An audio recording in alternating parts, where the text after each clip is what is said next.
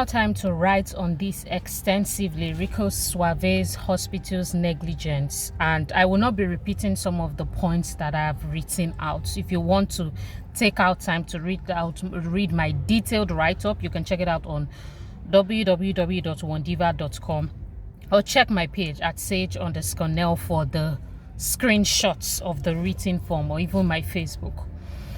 But I wanted to do this video to emphasize some points that I believe are really important, and is the point of two things. Number one, we as individuals complaining about wanting change and not being able to live out that change that we desire. So in the viral video that we're talking about, this RICO SWAVEY's hospital's negligence, we see a person recording, and to be fair to one or two nurses, they're trying to tell the person that, hey, what's up? And I'm paraphrasing now. Come and help us. Come and be a part of this situation. Come and carry him. Let's do the best. And then this person is just having the time of his life, laughing. And so my question is that the government, is that at that point in time inside that hospital, is that the government, is it the government that was inside the hospital that moment trying to save the life of another citizen? Was that the government, or was it the government's fault, or was it the government that asked that individual or those individuals, whatever the case may be, to bring out phone and start videoing somebody at the very critical part, at very critical state of their life, like the video recording was going to add something? It was as if it was some sort of investment to his life, or as if this person was the media medical personnel, or whatever the case may be. Of course, all of these things, I'm sure that this was not the situation. The situation at the moment was that this person was brought in critical state and condition, and this person needed all the help possible. But no, what we saw was a bunch of Nigerians, whoever representing those people in those rooms, because it looks as if it is a culture. I know one or two people, they say, oh, I'm not part of it, but it looks like it is as if it's a culture in that space. That most likely is not the first time. This is the one we are seeing. And if we don't stop it, it's going to continue. But what we are seeing is a person who doesn't just care. It's just like, oh, whatever. Like, I'm just going to create content right now because this is my opportunity to go viral. Or this is my opportunity to sell to the blogs. I'm going to make 2 naira or 2 kobo, whatever the case may be. I'm especially doing this video to encourage us as Nigerian youths to wake up. We have got to wake up to the part of our personal responsibility of moving our country forward. And one of the ways that we can move our country forward is in expanding our minds. We can have all of the great innovation possible, but if in our mind space and state we are not expanding it to understand the concept of love, to understand why we need to do certain things with urgency, to understand excellence, competence in all parts of life, and give it our best, we are not going to experience the Nigeria that we deserve, or the Nigeria that we are desirous of.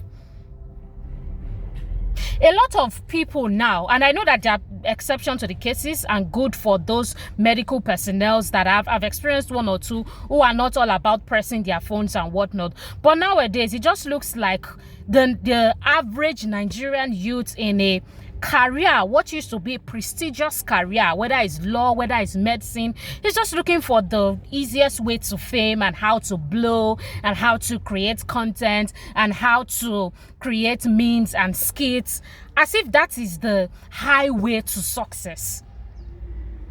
Who told you that you cannot be successful in your space and in your field?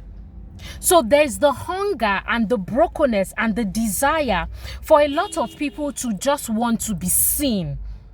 And I don't have time to address all of that in this video. But what I want to remind us of is we cannot get a quality country above the quality of our thoughts and our actions. We cannot get a quality Nigeria above the quality of our thoughts and our actions. I would also encourage that we bring in the culture of calling out what should be. I know we already have it here and there, but many times we don't use our energy calling out what should be called out. We are busy calling out things that should not be in the news. Now, situations like this and issues as serious as this, not a person's personal life that we don't care about to know on the internet, but situations and issues like this are issues that we should call out, and there should be penalty. We should bring back that culture of the situation where we're going to allow people feel shame for when they do something that is not right, and it will not just be swept under the carpet over, oh God, we just help us. We have got to bring back that space and that culture of letting people know this is not right, and holding a person as a scapegoat so that this person serves as an example to other people, and other people know to get it right. I also want to encourage the people in the medical space who are, of course, who are not in this category of people who dump patients when they come in, to please use your voice to also call out this situation, and let us encourage the young people. I've heard a lot of take about this, and I wrote extensively about this on the blog, or in my write-up that we put into the blog. There's a situation of, oh, their intent, it doesn't matter, even if they're teenagers. The point is, they have some sort of training that have given them access to the ER that is supposed to help them to make the right kind of decision. So the question is, what kind of person is making that kind of decision that we saw in that video? What is the quality of their thoughts? I would also encourage us as a society, because we are society, what people agree on, what people don't talk about, or what people talk about are some of the bases that form culture. Let us also not be a part of this situation. Let's not be a part of applauding fame without character. And applauding, there's another word that I'm looking for. When you're applauding fame without character, you're applauding money without competence. And so what is happening is that a lot of these youths are beginning to see that if I have money, if only I have money, nobody is going to care to ask where I got the money for, how I got the money. As long as I have it, I'm going to be respected, because they have seen you treat and respect people that way without even caring where they got their money from. So many examples I'm not ready to bring up in this video. Same thing with character. Once a person is famous, people, I don't want to go to certain case studies inside this video. Once a person, if the person is famous for shaking bomb bomb, like that's the word the person is famous for, or for helping people shake bomb bomb, you see an influencer that's supposed to be representing a certain kingdom, just gritting and glossing all over the person. Like, what value is the person bringing? Because the person is famous, the person is now a value adder.